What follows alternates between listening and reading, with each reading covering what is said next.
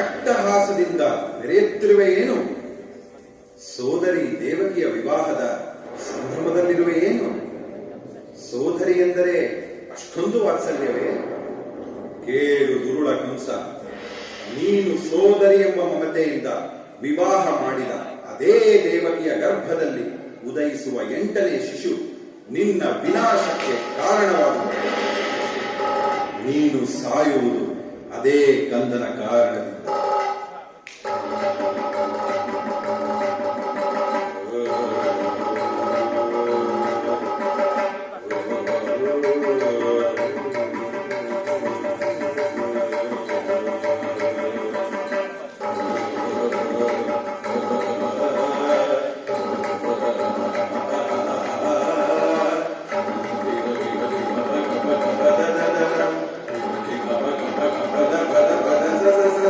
ಹೀಗೆ ಕಂಸನು ದೇವಕಿ ವಸುದೇವರಿಗೆ ಹುಟ್ಟಿದ 7 ಮಕ್ಕಳನ್ನು ನಿರ್ದಯದಿಂದ ಕೊಲ್ಲುತ್ತಾನೆ.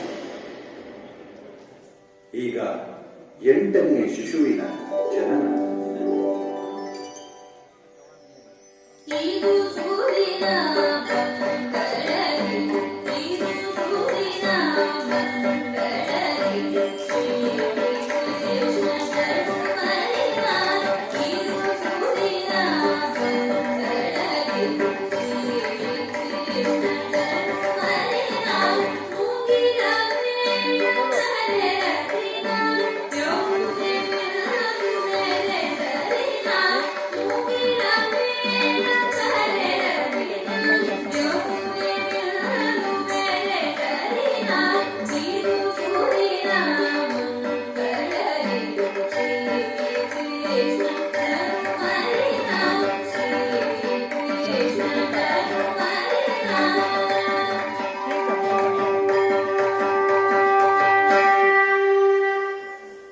ಗಮನವಿಟ್ಟು ಕೇಳಿಸಿಕೋ ವಸುದೇವ, ನಿನ್ನ ಈ 8ನೇ ಮಗು ಲೋಕೋದ್ಧಾರಕ್ಕೆ ಜನಿಸಿರುವ ಭಗವಂತ ಸ್ವರೂಪ.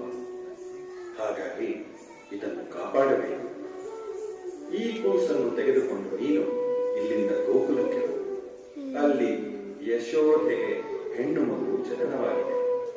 ಈ ಗಂಡು ಕೂಸನ್ನು ಅವಳ ಬಳಿ ಇರಿಸಿ ಅಲ್ಲಿರುವ ಹೆಣ್ಣು ಕೂಸನ್ನು ಇಲ್ಲಿಗೆ ತೆಗೆದುಕೊಂಡು ಬಾ. ಆ ಹೆಣ್ಣು ಕೂಸು ದೇವಕಿ ಹಡೆದದ್ದು ಎಂದು ಹೇಳಿ ಮುಂಜಾನೆ ಬರುವ ಕಂಸನಿಗೆ ಕೊಡು.